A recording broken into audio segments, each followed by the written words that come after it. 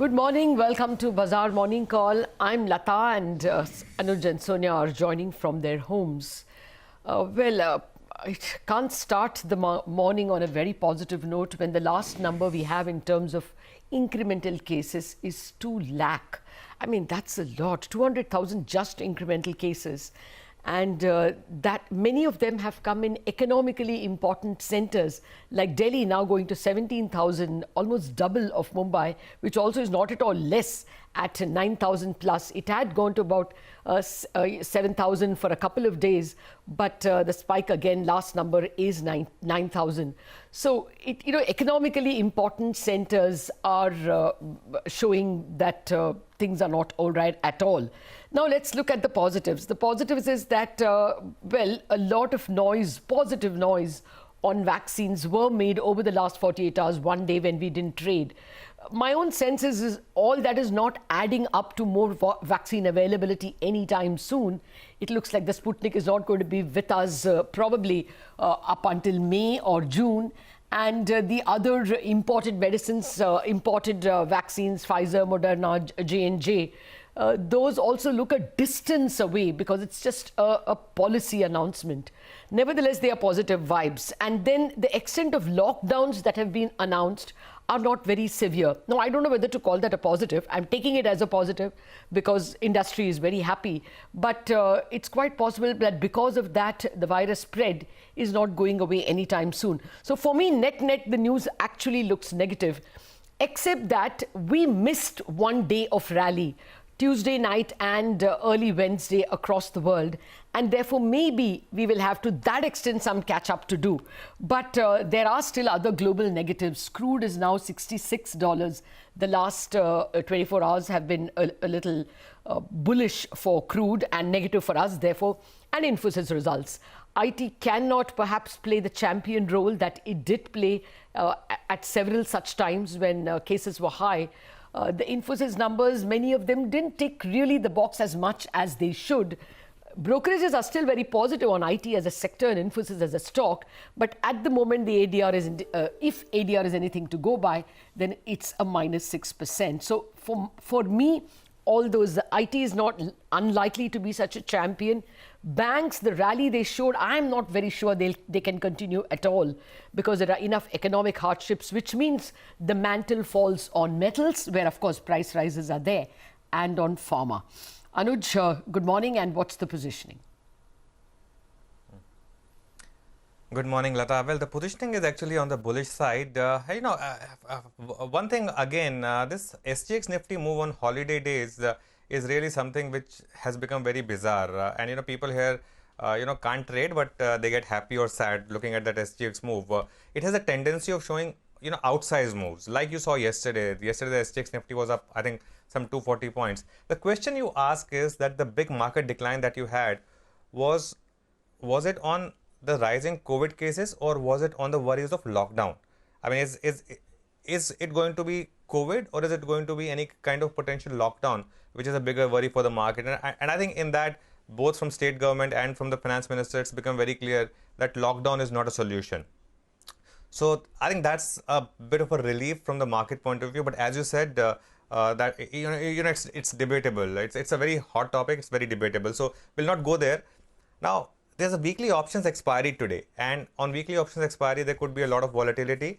So it's become extremely treacherous and impossible to take a day-by-day call on the market. I'll still try. Now, the FI data is indicating that positioning was taken for a big gap up. I mean, yes, there was selling in cash market, but in the F&O market, there was some huge long build-up which happened. In fact, if you look at the index futures, there was 8,200 long build-up and unwinding of about 11,000 shorts. And if you look at the index options, there was unwinding of call shorts, 8,000 call shorts, and there was 60,000 put shorts which were added. If you add put shorts a day ahead of expiry, especially with holiday in between, you're taking a seriously bullish call on the market. Let's see. I think if the SGX Nifty is right, I think it opens in a zone in which, first hour there could be a lot of volatility. But my base case is if the market protects the recent lows, then perhaps even with these COVID numbers, the market may try a rally. Let's see, which way things go. Sonia, good morning.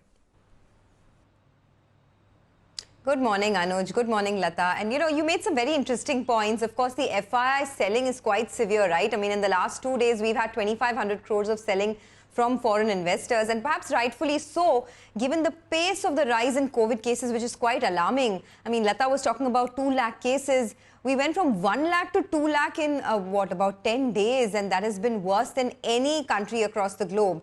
Also, we've seen those horrific pictures of what the kind of crowds that have been gathering at Kumbh Mela as well, and Uttar Pradesh itself has logged in about 20,500 new cases.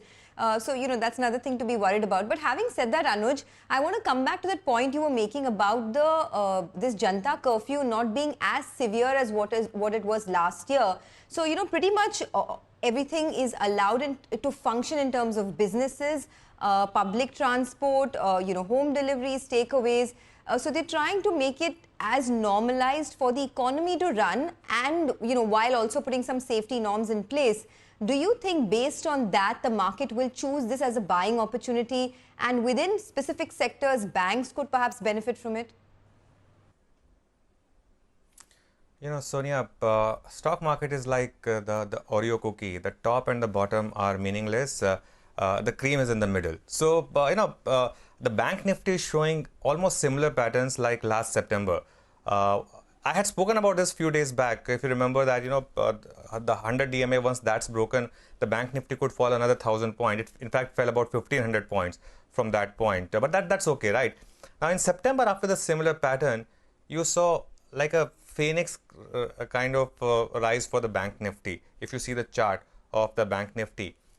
On Wednesday, what you also saw was large selling, which was visible in IT and pharma. Now, IT and pharma had seen a lot of buying. Stock market is a forward-looking game. It always, sort of presages what's about to happen.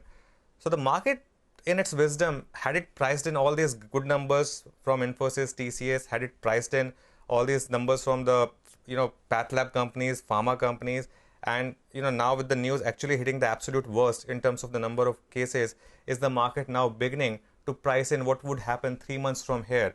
And the big belief is that 3 months from here, with all these new vaccines and the imports being allowed and all, could we be looking at a reasonable proportion of the adult population being vaccinated 3 months from here? And if that is the case, that the market would not wait for those 3 months, the market would start to price that in. And is the market going to do that in terms of betting on a recovery? If that is the case, what you saw on Wednesday perhaps was a hint of things to come. The economy facing stocks did well on Wednesday. If you saw stocks like Mahindra and Mahindra, all the banking names. Now, one swallow doesn't make a summer, but my sense is that that's the market's way of saying that, okay, 3 months from here, things should be better, and we don't want to wait 3 months for our positioning, and that's why smart money is betting there. That's a theory. I could be wrong, but that's my belief. Okay, I would buy